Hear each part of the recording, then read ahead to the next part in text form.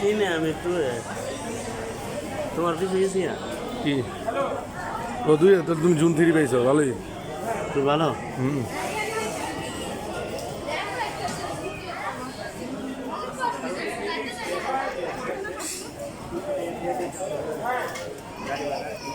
কি সমস্যা